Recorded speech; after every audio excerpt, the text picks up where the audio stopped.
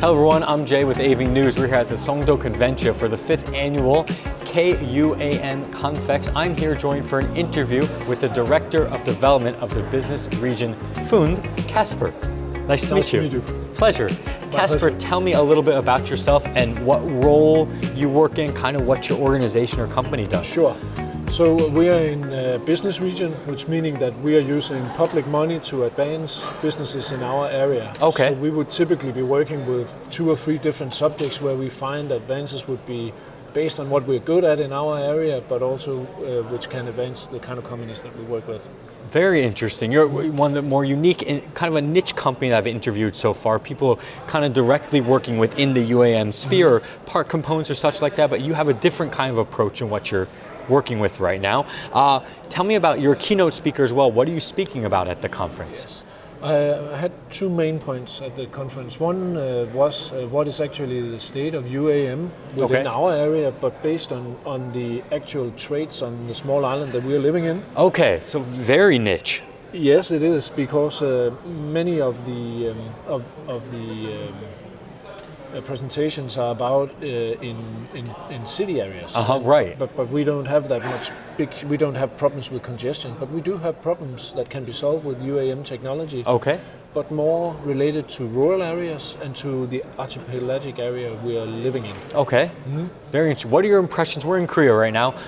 What are your impressions so far of this event? Yeah, but it's fantastic. It's great to get everybody together with different use cases, different technologies, different advances, and just to get to see, so how far are we actually in this important topic?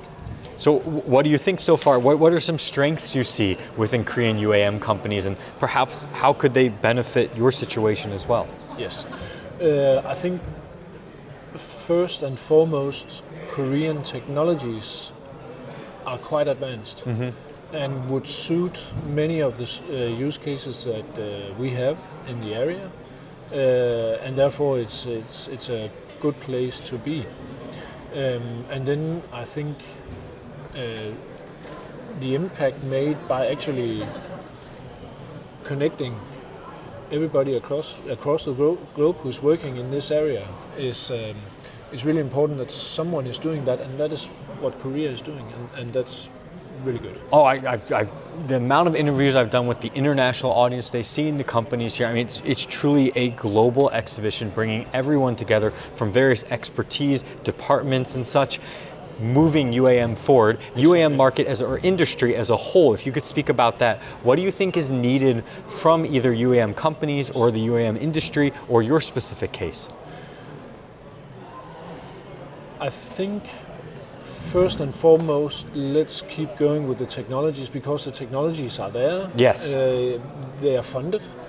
I think the biggest problems will be in public acceptance. Okay. And then in legislators moving forward fast enough.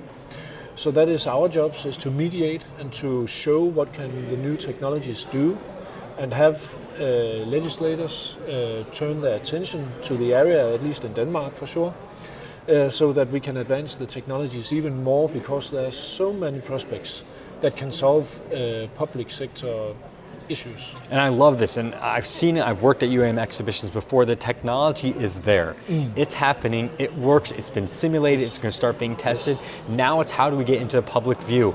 And from a lot of people who are fast accepting, quick adapters, it's not going to be a problem, right? Because I want to be in one of those things flying, but it's not just about that. To get us, the general public who's interested in UAM vehicles, getting us in the air is about regulations, but you mentioned the other part is just public and social acceptance. Yes. Trust. Yes. Wanting to use these things without fear of something perhaps going wrong. What are you seeing happening within the UAM industry now? We can talk about trends, they don't have to be trends necessarily.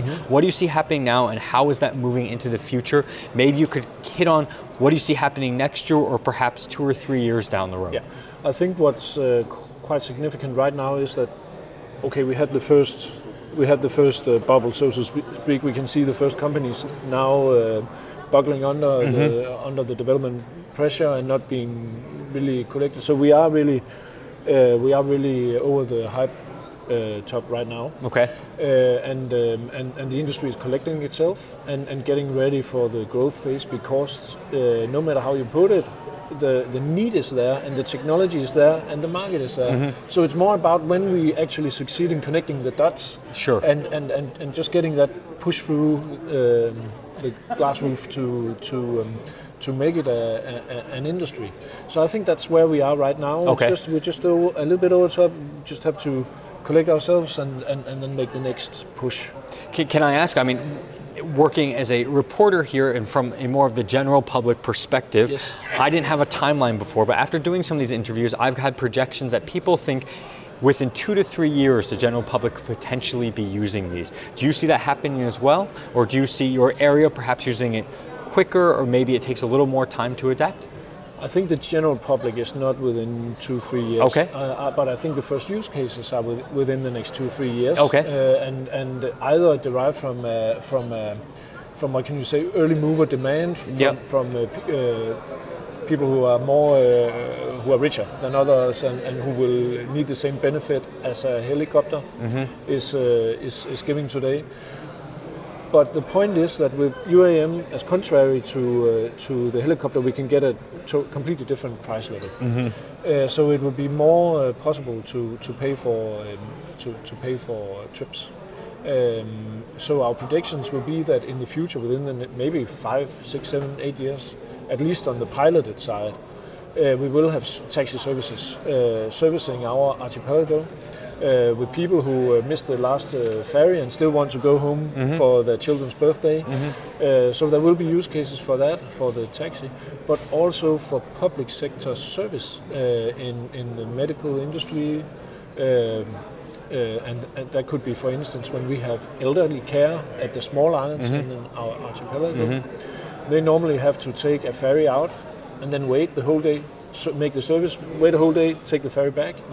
We will in the future have one employee that can handle maybe 9 islands in one day. Wow. With this technology. So this will also be a business case for the municipalities. Absolutely. And it's about, I mean, sure, traveling for the rich at first, but traveling later, using it for different types of transportation, delivery, of course, are great uses. But when we talk about how the technology can really benefit people from a medical point of view and health point of view, it's a really exciting time. Absolutely. Kasper, thank you so much for joining me for an interview today. That's I really my appreciate pleasure. it. Yes, Thank you. Thank you.